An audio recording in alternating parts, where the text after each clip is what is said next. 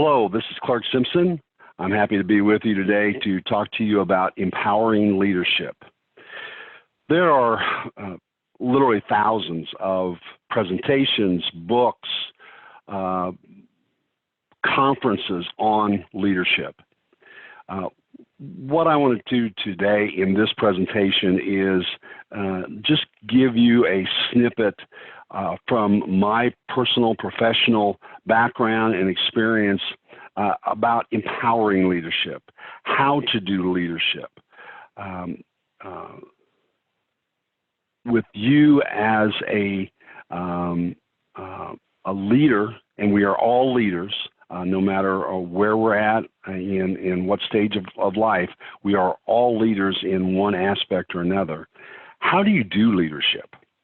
So that's what this talk is about, and I in no way believe that I'm going to encompass all leadership. So I truly hope that you get something positive and valuable out of this presentation as we go along. I do want to disclose to you that I am President and CEO of the Clark Group Associates. The Clark Group Associates is a consulting group that works specifically in the sports medicine and athletic training area. We concentrate on the business of sports medicine and athletic training. And we've worked with, as you can see here, national associations. One of those clients has been the National Athletic Trainers Association. We've worked with multiple state associations doing business assessment, business strategy, and project management, as well as different colleges and university programs doing the same thing. The learning objectives, for this presentation, really want you to be able to understand, what is a manager and a leader, and what is the difference between being a manager and being a leader. What are paradigms, and what do they have to do with managing change? And we're going to talk about managing change because leadership really is about leading that change. We are in a world that is constantly changing. The one thing that is constant with all of us is there is change.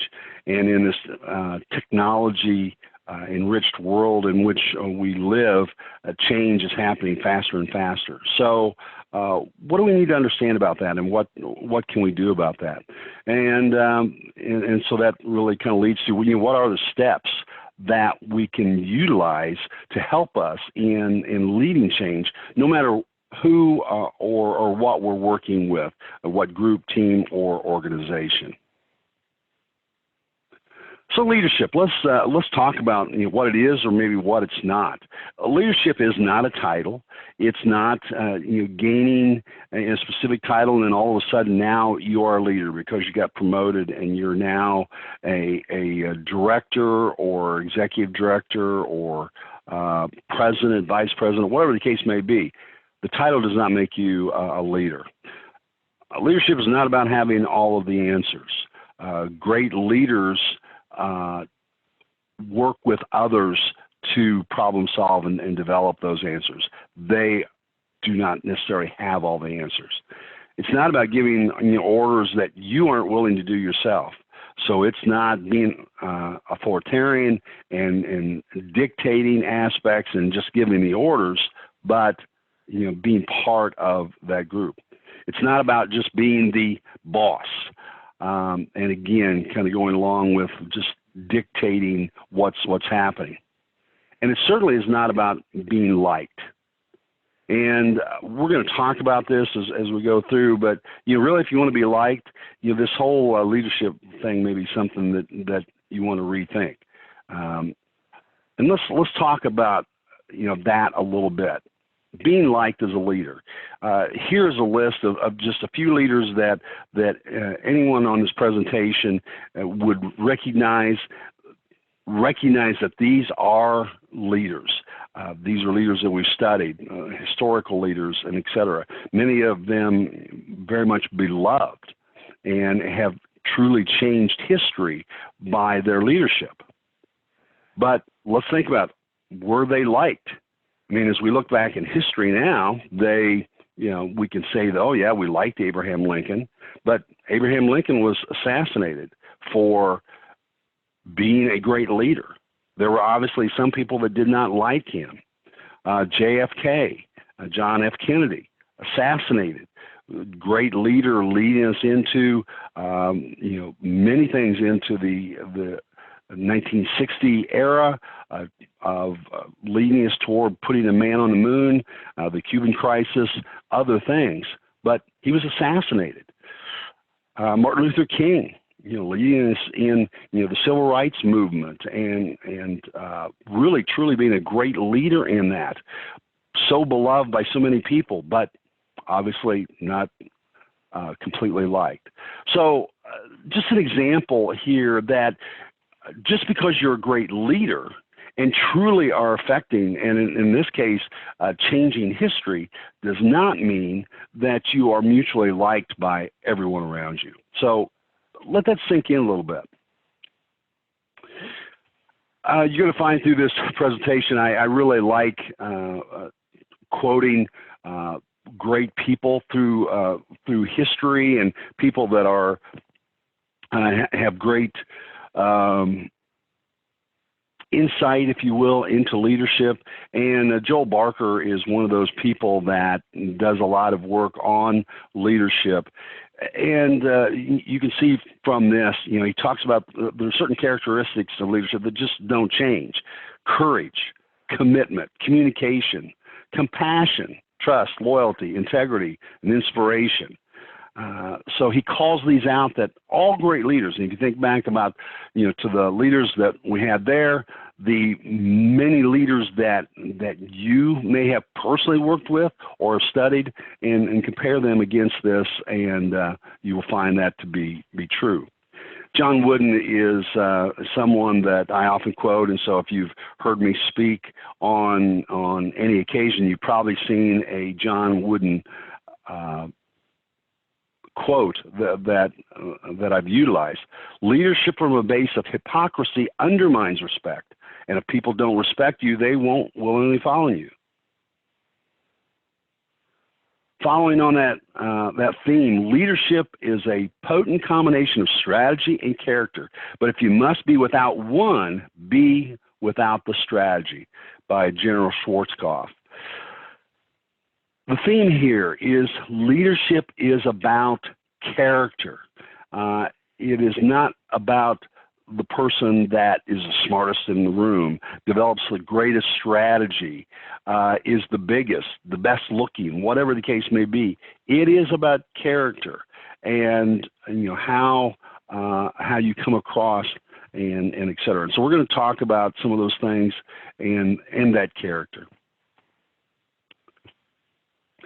So, are you a leader? We talked about, or I talked about early on, that we're all leaders, and we truly are. Whether you are an athletic trainer and you're a head athletic trainer, and maybe you're one of two athletic trainers at a small collegiate setting or a secondary school, or you're the only athletic trainer, which means you're the head athletic trainer at a secondary school. Well, you are a leader in that role. You may not be leading a large staff, but certainly working with your coaches, administrators, student athletes, parents, physicians, etc. There's leadership in all that. Or you may be director of sports medicine, head of a trainer at a major university, and have a staff of 12, 15 on your sports medicine staff. So in that, you may be a committee chair on a state, district, national committee, and have just come into that role and that sort of thing. You may be now or thinking about starting a business or leading a program, working in a healthcare system, and have been asked to start a sports medicine program or an outreach program or some other aspect with that. You may be an officer or a board member, again, a state, district, regional, or state district or national aspect within the athletic training profession, or in some other organization. That's true. Kind of dropping to volunteer organizations in your church, in your synagogue, in other organizations, Red Cross, whatever the case may be, having leadership positions in those. And then, finally, family. We're all family. You may be married, you may not. You may be a single individual. You may be a single parent. But in any aspect when we're thinking of family, and even if it's just you as a single person, you have to be a leader with that, and you are leading not only yourself, but you're going to be influencing others by how you move forward. And certainly, if you are a single parent, what a tough job that is to do that in a married situation, in a couple situation, in providing leadership. So leadership comes in many different aspects, but what we're going to be talking about today as far as empowering that and how to develop our leadership skills and be able to work through that is going to be true for any of these situations. Joel Barker, again, quote here, "Neglect the future and no one will thank you for taking care of the present." It's one of the hardest lessons for any leader to learn. As a leader, the future is where you belong most of the time. Leaders are vision casters. Leaders lead by looking ahead, by leading us, just by the definition of that, leading us, moving forward. Leaders lead, and to do that, they have to be looking forward, not looking down at where they're at. You cannot move forward if you're looking at your feet or looking down, and certainly not completely by looking backwards. Now, Joel Barker does make the point, and I want to emphasize a point to you that leaders can and should be involved at times in the present, where we're at today. If you are leading, again, team, committee, organization, your own business, there are times that you really need to provide recognition to your staff or your team.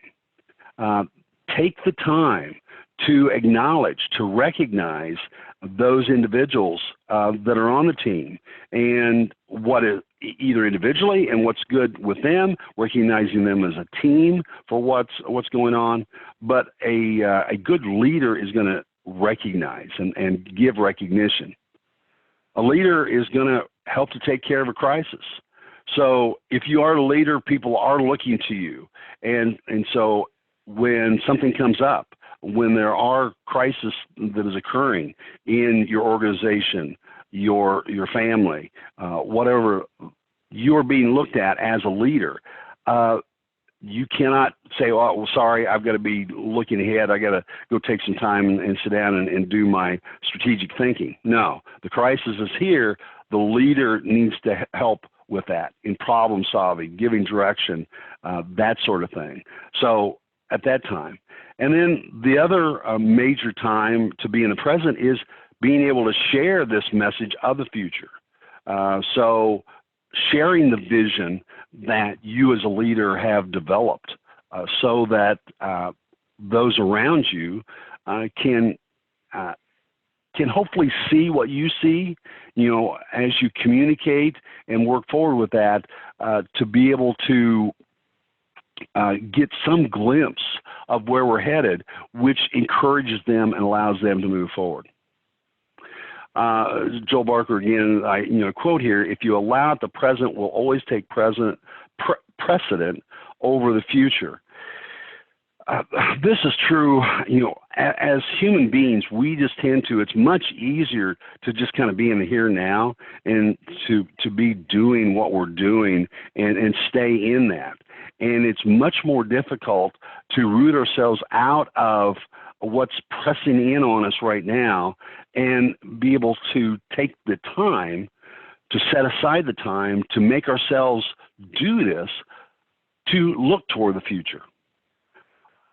But as a leader, this is absolutely necessary. Leaders have to be looking ahead because they are leading. They are moving forward. So as a leader, you have to have time and take the time from a discipline standpoint to look ahead. So what are the responsibilities of a leader? And I've certainly been alluding to that and talking to that. A leader is to determine where we go from here. So we're in the present, but where are we going? Where is it we're headed, and determine how soon we start. Now, I do want to point out here that the leader is determining, not dictating. So just because you're a leader does not mean that, hey, I'm in charge, you all have to listen to me, this is exactly what we're going to do, don't ask any questions, boom, just do this. A good leader is going to determine that. That is often, usually, should be, and we're going to talk about that, with assistance. You're working with your team, outside individuals of your organization, possibly consultants. A good leader is working to determine where we're going, and then doing the calculations and that sort of thing as to, okay, when is the right time, the best time for us to go there. The point here really I want to make, and so many people get caught up when they think that, okay, they're in charge, and by being in charge or being the leader, that it's just telling people what to do and not bringing them along with you. So it's determining, not dictating. Dr. Ed Deming is someone that many of you may not be familiar with. He's very well known in the business management circles, and in my teaching in the MBA program, Dr. Deming is someone that you certainly have studied quite a bit. Dr. Deming was actually sent by the United States to Japan after World War II to help Japan rebuild and really help their manufacturing. And what was it that they needed to do and how to go about rebuilding. And so many of the principles that we respect with Japanese manufacturers of the great processes that they have and the quality aspects that they have is a direct result of the foundations that Dr. Deming put in place with the Japanese following World War II. What Dr. Deming had to say was, we do not have to change, but, staying in business isn't mandatory. So his point here is the world is going to change. We're either going to be able to change with it, or, well, our business or whatever we're doing really doesn't have to be here. That's not mandatory. So we either change and stay up with it, or our business may go away, or we certainly may fail significantly.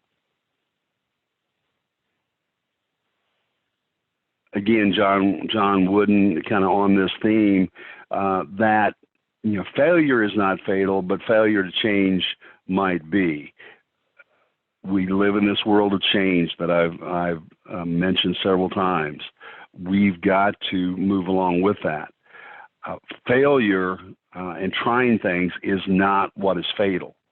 We're not always going to be successful. Every decision that we make, every strategy that we develop is not going to work. There are going to be times that we're going to be wrong, or conditions have changed and we made really the right decisions at the time, but change happened and we missed the mark. And so that strategy failed. That's not fatal. But continuing to adapt and work and look to change, absolutely will be. So let's talk about, leading change. And as I said, and my premise here in this presentation is, leadership is about recognizing change and leading that change. That is a leader. You are leading change. You may not have thought about it in that way, but if you think about your lives in whatever aspect of leadership that you're in, you're leading change, and that is the leadership that is going on. So to understand that, let's talk about paradigms. And I hope paradigms is not a term or something that is completely foreign to you. It really first came up, as you can see here, Dr. Thomas Kuhn in 1962 in really kind of working with management aspects and trying to understand how people think. Came up with this definition. Paradigms, as he defined it, is the intellectual perception or view accepted by an individual or society as the clear example, model, or pattern on how things work in the world. So intellectual perception or view. Doesn't say reality, the perception. It's the perception of yourself or your group on how things work. I'm sure that you've heard the term and probably used it several times yourself. Perception is reality. Well, from a paradigm aspect, if you or a group believes that this is what is going to happen, or is this is the way things is, and this is the way my world works, then that is reality for you. So that's your paradigm. And when you think that way, and you have this tunnel vision, if you will, or the silo that you think through, and the old adage, the only tool you have is a hammer, you're going to tend to see every problem as a nail. So you just don't see outside of this paradigm. This paradigm has you locked in to how you see the world. Many different personal paradigms that you could think about, and would ask you to kind of think about your situation. When you were growing up as a child, did you have a certain place at the kitchen table or the dining table where you sat, where just everybody kind of sat in the same seat? What about today, when you sit down, or as a family you sit down for breakfast or dinner? Do you pretty much always sit in the same seat? Does everybody kind of have their order, or are you moving seats around? Certainly, if it's like my family and most families that I've ever been around, everybody kind of has that order, and you go to the same spot. Going to church, and do you pretty much sit in the same pew or same seat, or if not the same seat, pretty much the same area? When you go to that, when you go to an educational conference as an athletic trainer, and I'm not talking about the big maybe where there's 500 or 1,000 sitting in a major assembly, but you into a smaller session, and it's a weekend conference and has tables and that sort of thing sitting around, and you go in there on the first evening, Thursday or Friday evening, and you're milling around and whatever, and you sit down and you sit down at a certain table. So now you leave for that evening, you come back the next day. Do you tend to gravitate back to kind of where you're at? And may find that you're kind of sitting in the same place for that entire weekend from where you started. Paradigms, it's something that kind of gets in our head, and we tend to stay consistently with that. Company and business paradigms. Have you ever started a new job and working with a group that has been there for a while, and really kind of have to figure out how things work here? Maybe entirely different. It's not illegal. It's not against anything that you were taught as an athletic trainer coming through school or your past experiences. But just when you start this job at this organization, you find that there is a culture, if you will. There are paradigms on this is how things work. This is how we do things here. Our professional paradigms as an athletic trainer, and how we tend to think of things. whether it's, our paradigms are changing as we're moving from the bachelor's level to the entry-level master's. That's blowing up paradigms. That's looking at things, completely changing how we look at that. How that affects how we're working in the collegiate setting, for example, in utilizing graduate assistants or GAs. Those are all paradigms that we've been used to and comfortable in, and now those are being blown up because of change. Those are all paradigms. So, manager versus leader, and they truly are different. And I know in my early years of being a manager and gaining responsibility and that sort of thing, I really didn't know the difference, and really felt like, hey, being a leader and being a manager, I was a leader, and managers are leaders. Don't take me wrong with that.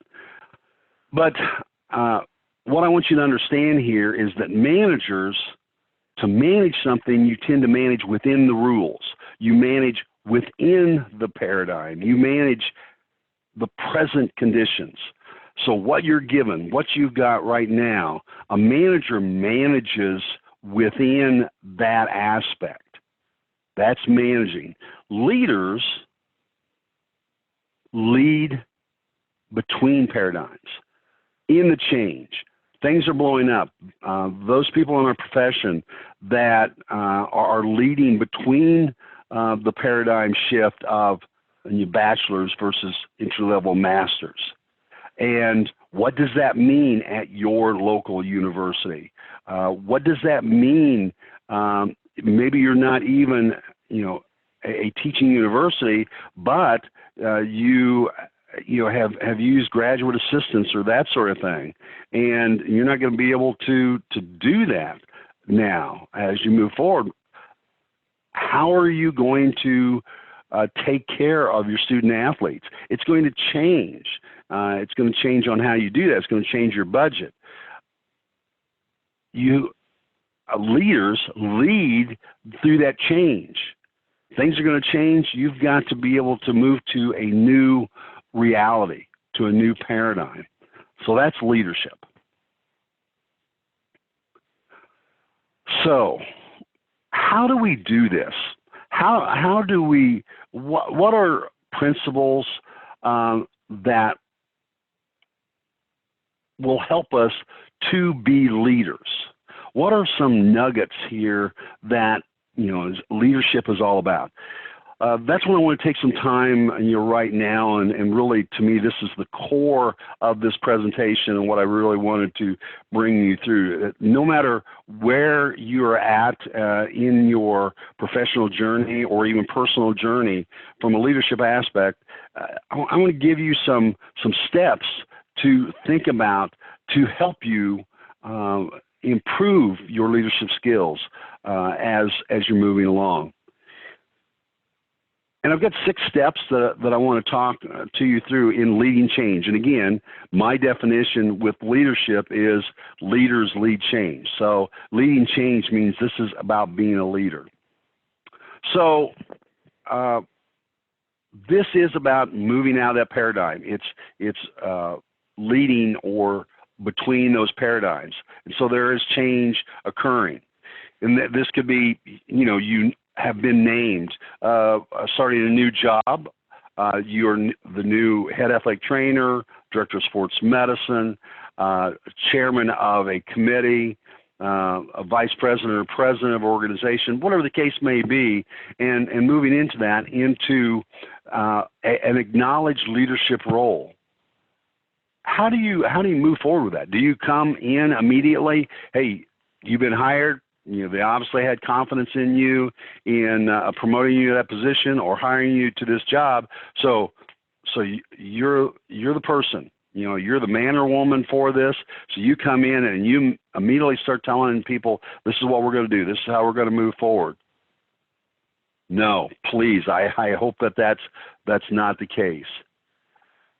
Our recommendation, from my teaching my experience in working with management, my experience over the years, is when at all possible, do an assessment.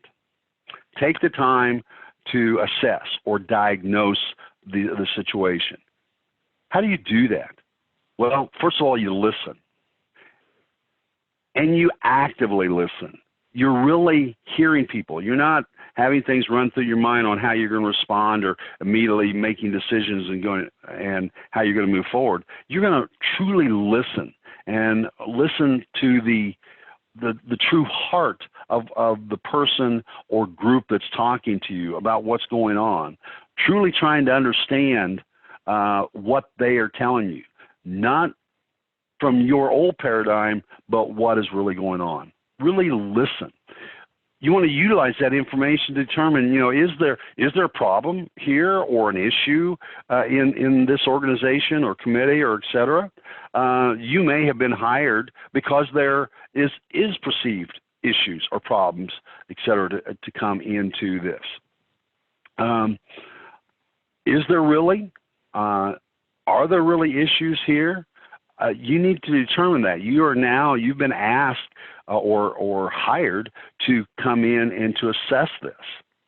A personal example here is that I was hired in as a chief operating officer of a company, and I had different directors. And I had one specific director that the people that hired me really felt this person is they just cause all kinds of problems, and they really need to go. One of the first things you're going to have to do is you're going to have to go in and fire this person. Well, I followed the steps. I went in and listened, observed, and talked to a lot of different people, as I've pointed out here, to different stakeholders and surrounding that. And after several weeks and really probably some months, my determination, the person that everyone had really kind of highlighted needed to be fired, really turned out to be the best director that I had. They really were very intuitive and very, good at their position, and went on to be the best director that I had out of a group of 6 or 7 directors. If I had just gone in and just immediately done the impressions I'd had, I would have fired that person. But by taking the time to listen, to observe, to see if there really is an issue, to talk to the stakeholders or the people involved with this, I certainly avoided that issue. Part of this assessment is doing an internal assessment.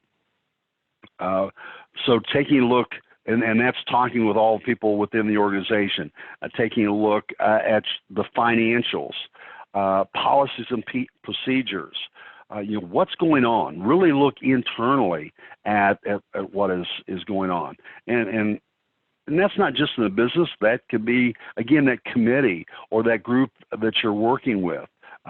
Look and see what they've done. Understand that. But then what is also important is take an external assessment. So what's going on outside of this business or committee, that sort of thing. What is the market like? Who are the competitors? In a committee standpoint, what are other committees and what are they doing? It may be other committees within your own organization, but they are different. You could consider them external to your committee.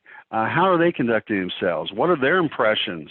How are they doing with it? So many ways to look at an external environment, but it's external to this sphere of influence that you now have, and to be able to utilize that to do comparisons with where you're at today.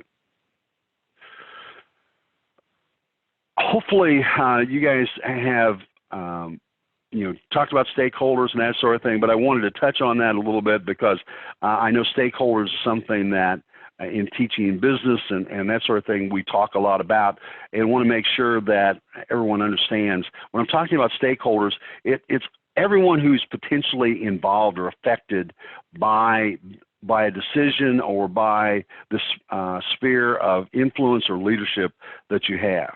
So it literally is a 360 view. Anybody that can be affected. So certainly it's the decision makers. That's a no-brainer as to who that would be. But it's also influencers, people that can't say necessarily yes or no, or they may be able to say no, but they really can't say yes. They are true influencers within the group that people respect, and they've demonstrated influence in the past, maturity on how they've done, and people really look to them, and how they tend to go will influence the group. All clients that this affects. May be true clients from a business term. It may be clients if you are in a committee situation or in church or et cetera. The clients would be who has this been set up to affect with it. So those are the stakeholders. It really is a 360 look at that and understanding those stakeholders. So take the time, number one, to do that assessment, that listening, that research. From a timeline standpoint for number one on that, it really does depend on the circumstance. I have had the good fortune of being around university presidents that have maybe come in. And a university president or CEO, if they're not having to deal with crisis, and that is something there. But if they are allowed the time and have the ability, will take up to a year of really getting a good feel, understanding of what's going on with that. And within that year, moving to number two of working to develop the new vision for the organization and working with their key stakeholders. If it's a committee, no, you're not going to take a whole year for that. You may only be in charge of this for a year, but you're going to take a month. It could even be up to a full quarter to really completely assess where things need to go. So it really depends on the situation as to time, but it's not just 1 or 2 days. To really do a good assessment and understanding is going to take some time with that. Now, the caveat to that, the change with that is going back when we talked about leadership. If there are crises in the organization, you've been brought in and there are things are real difficult, or the environment just completely changes, and there truly is a crisis for your organization or your committee, and things have to be responded to immediately, well, those issues have to be addressed, okay? Because if you don't address them, you may not have an organization or committee or et cetera to move forward.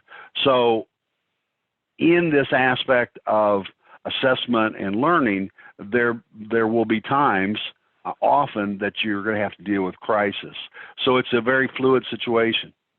But as you get your assessment done and do number one, let's move on to number two, which is taking this information. You now have as good a feel as you can of what's going on in the organization. You've done an external aspect of where the world is going and that sort of thing. And so understanding your organization as well as the world here, now as a leader, you're going to develop, work with key leadership, key stakeholders to develop the new direction, the new vision. If that's committee chair, that's it's working with your team. If it's if you're a vice president or a director, you're going to have your managers or your directors that you're working with. If you're president of a large organization, it may be your vice presidents, et cetera. But it's working with those respected key people. If you're a president of a state association, an athletic trainer state association, it's going to be your executive team that is together to help do this. You're working together to develop a vision with that. And then as you develop this, then your number third step here is working to develop and mold consensus of this new vision. So you and your leadership team have put this together. Now you're going to start going in circles out to where you're sharing this new vision with the next layer of leadership, and then on to the team, and moving this out to develop and mold consensus. Now, Dr. King, you made a great statement that a genuine leader is not a searcher for consensus. In other words, you're not just looking for, as way too many politicians do, they're looking for how people really feel, and then they're going to plug in and say, okay, well, that's the direction we're going to go because they found consensus where people are at. A true leader molds consensus. They've assessed, they've determined where we need to do. Now they're going to use influence, communication, and be able to explain why they and the executive team have arrived. We need to go this way, and mold consensus of the organization to look at this and move forward in this new direction.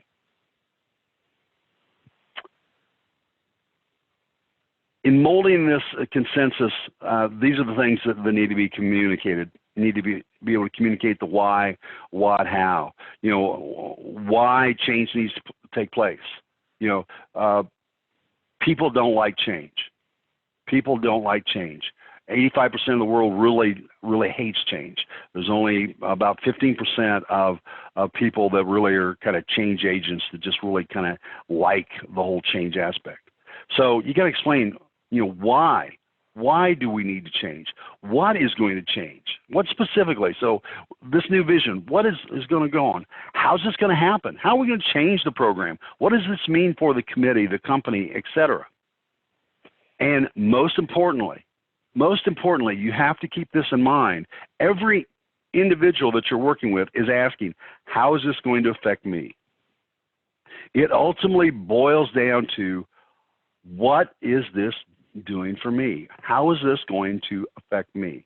Very important that you always keep that in mind, that is what's going through their mind, and you need to construct your communication strategy to be able to respond to that and answer that.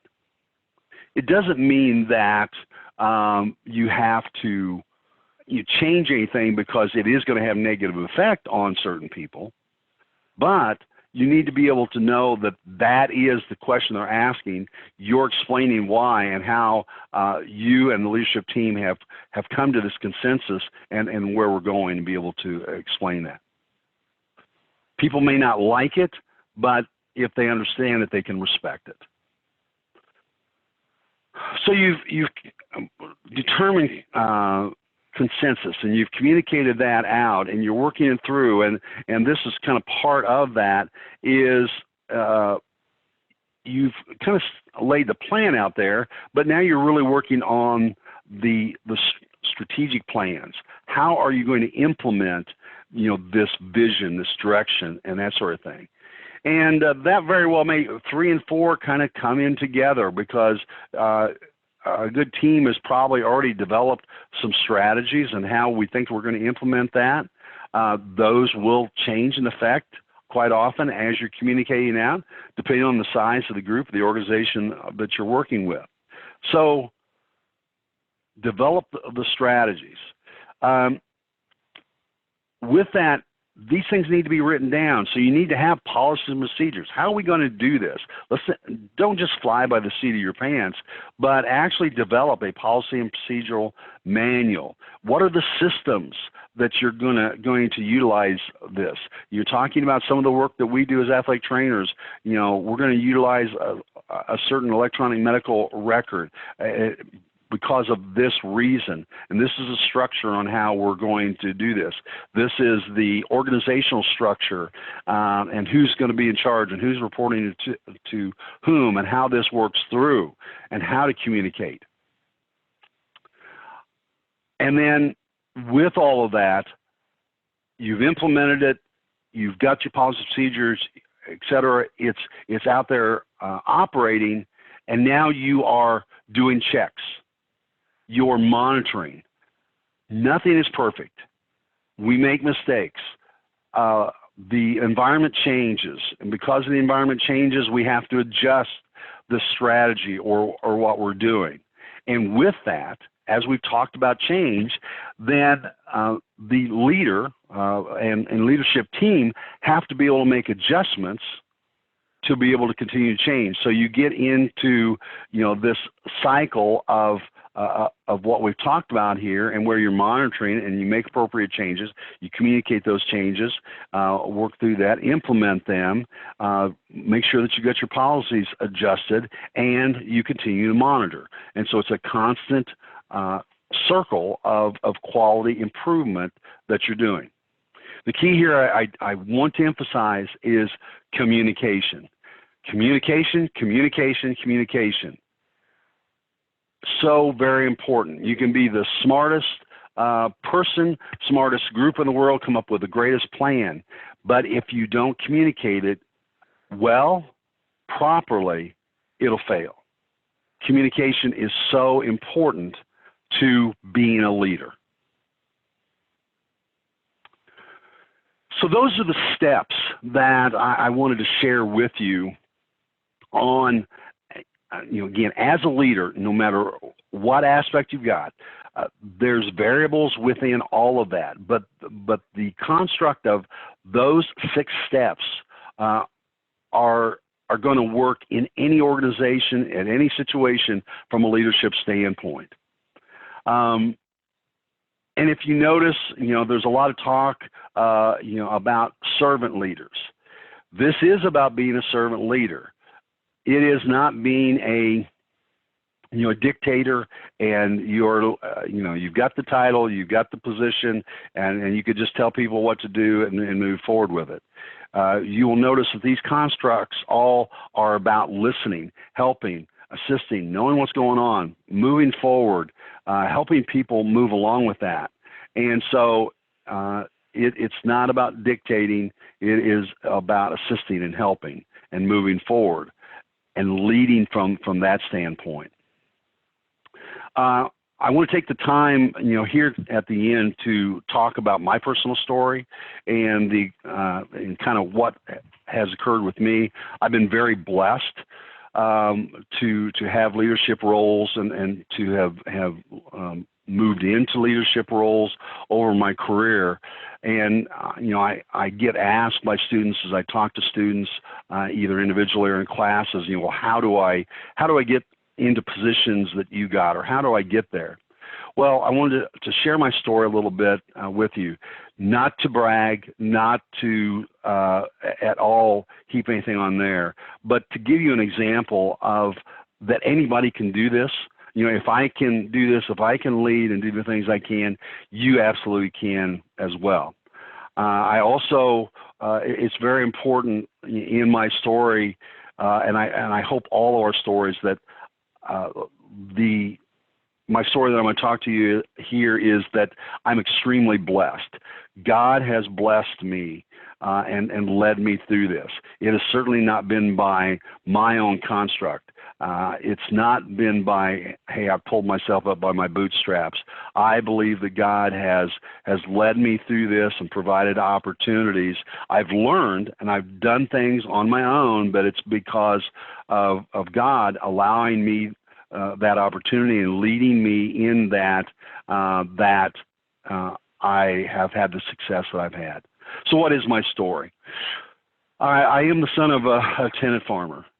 So my background, a tenant farmer, for those of you that do not know, is someone who works for the owner of the land. It would be similar to when the slaves were liberated in the Civil War, and many of them, now we're not slaves, but in some ways they were a slave, if you will, to the landowner. They became tenant farmers, and you may have split crops, et cetera, with the ownership. Well, my father was a tenant farmer. We didn't own what we had. We were, my father was very much at the whim of the owner of the land and the farm manager, and could literally be, if they didn't like what you were doing for whatever reason, you could be kicked off the land. You didn't have a whole lot of say to that. And in fact, my father, due to his health, and et cetera, was kicked off the farm in his late 40s. But that's another story. In high school, I was an athlete and participated in a lot of different athletics. Was a mediocre student, and I had a student, high school guidance counselor, tell me that I was a dumb jock. When we were trying to figure out class schedule, he would not let me take chemistry because he said I was a dumb jock. I couldn't do it. I took physics and got A's, but he wouldn't let me take chemistry, so I don't get that. I went on in athletics and was a Division I collegiate athletic. I played baseball at the University of Illinois. I started out really going to junior college and played 2 years there, and then moved on to the University of Illinois. Went to junior college because I didn't know anything about college, and I had no guidance from anyone in my family to this. And as you can see from the guidance counselor, he thought I was dumb, so there's no way that you could go to college. Athletics really is what got me to college. I wanted to play baseball and did that. Went to the University of Illinois. I graduated from the University of Illinois with honors. And I got to underline that, with honors. I'm so proud of that, knowing where I came from. I had a much higher grade point in college than I ever had in high school. Athletic training was not the profession that I was headed toward in that. I was interested in medicine and kind of looking at physical therapy and that sort of thing. And at the University of Illinois, they had something called corrective therapy that became kinesiotherapy. And I drifted into kinesiotherapy. I took all of the athletic training courses that were available, but because I was a collegiate athlete, had none of the clinical hours. When I graduated, I went on and got a master's degree at the University of Toledo in Toledo, Ohio, and got a master's degree in applied kinesiology, exercise physiology, and became a registered kinesiotherapist. Went on with that, worked in the Veterans Administration for a number of years, ended up working always close to sports medicine and that sort of thing, and started working for a orthopedic surgeon that wanted to start their own practice. And I had the orthopedic rehab skills and that sort of thing, was in the state of Illinois. And the state of Illinois back in 1985-86 was the first licensure for athletic training. And because of the definition to be able to get licensure, and I'd had all of the coursework, et cetera, but was not BOC certified, I was able to apply and became a licensed athletic trainer in the state of Illinois in 1986. Well, fast forward, worked in the industry, ran a clinic, did a startup there. That physician left. I started a program in a hospital, then was recruited to another hospital in Indiana.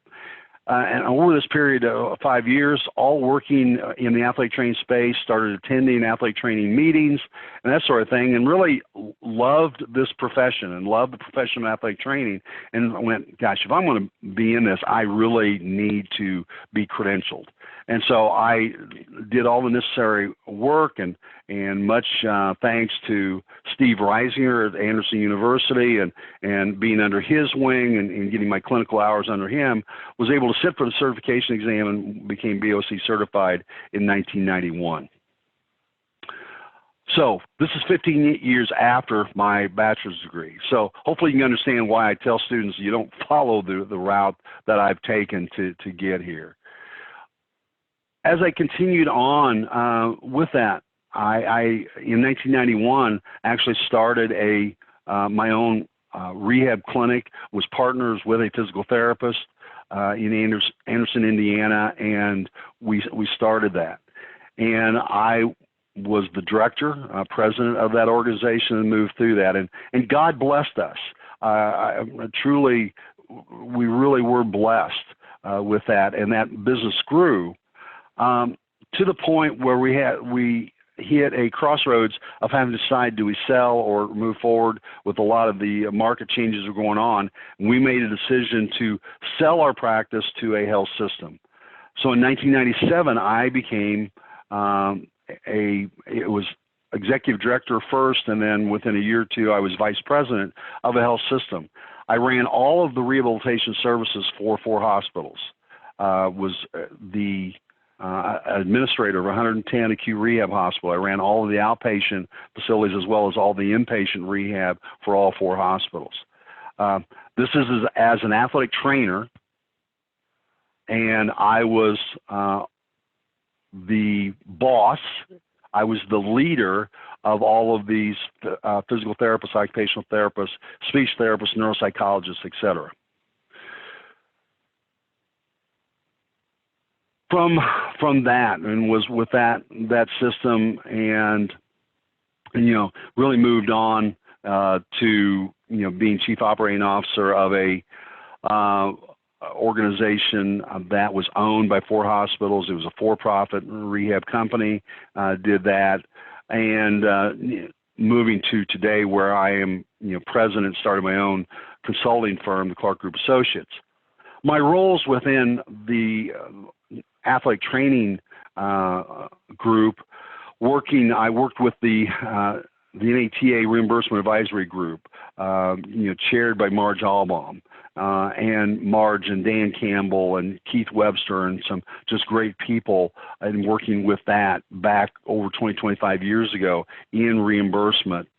I for 4 years had the great privilege of being the national manager of strategic business development for the NATA.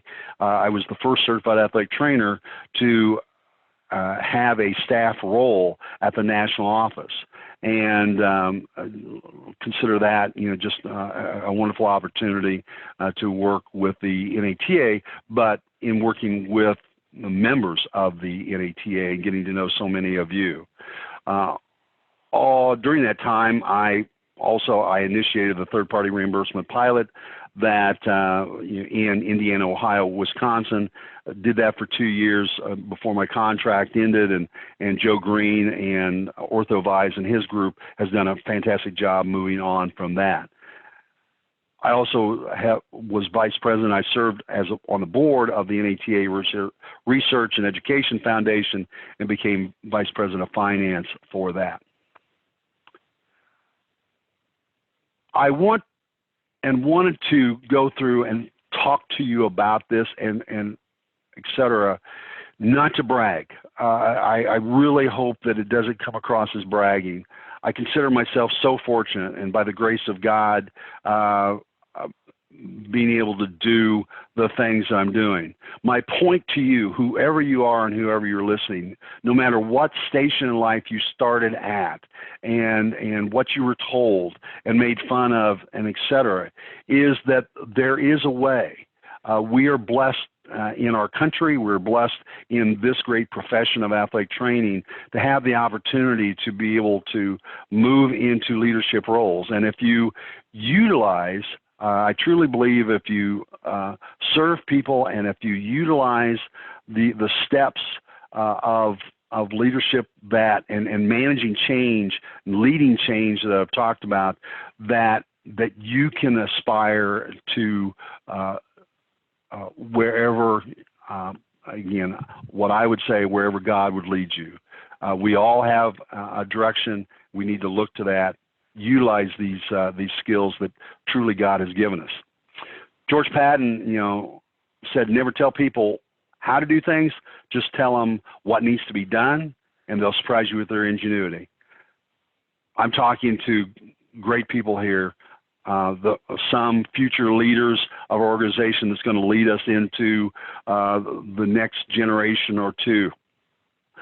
I really hope that there are some nuggets of value that you can take from this that will aid you as you grow in your leadership path. This is something that I really wanted to pass along to you because I do think it's important. A leader really should never get too far in front of his troops, or he or she will be shot in the ass. Picture this, if you will. We as leaders sometimes get very passionate and enthusiastic about what we're doing, and we can lose touch with our team, with our group, and get too far ahead. If we do that, bad things are going to happen. Bad things are going to happen. We get too far ahead, we lose contact, and we lose the group. A good leader an effective leader is going to know that they do need to lead by being out in front, but they can't get too far out in front or bad things are going to happen. Or in this case, you get too far out, you're going to get shot in the ass. So keep that in mind as you communicate and you lead. Don't get too far out in front. Robert F. Kennedy, again, only those who dare to fail greatly can ever achieve greatly. Dare to fail greatly. Look for great things. Why not you? That was a question that I asked when I started my first practice, and there was absolutely no reason to think, I had no background to think that I could be successful in this. But I've done a lot of reading about leaders, great leaders, and their failures. I would recommend that to any of you that read biographies of great leaders across history. You will find great leaders, they have almost all had great failures and may have failed many times.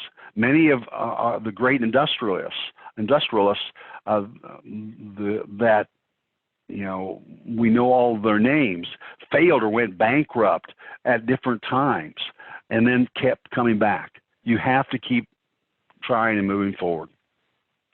Babe Ruth is known for, being the leader in home runs, hitting the most home runs and having that stand for many, many years. He said, never let the fear of striking out get in your way. Babe Ruth also led the major leagues in strikeouts. So he struck out a lot, but he hit a lot of home runs. You cannot let striking out once in a while deter you from keeping swinging for the fences and going for it. Failure, as a leader, we're going to fail at times. We cannot let that failure stop us from continuing to pick up and swinging for the fences and going on from there. And finally, where I started today's presentation, when you lead, no matter what the reason or result, somebody's not going to like it. So do you want to be liked or do you want to lead? With that, I'll leave you. I hope this presentation has been of value to you. Thank you so much for your attention to this, and good luck.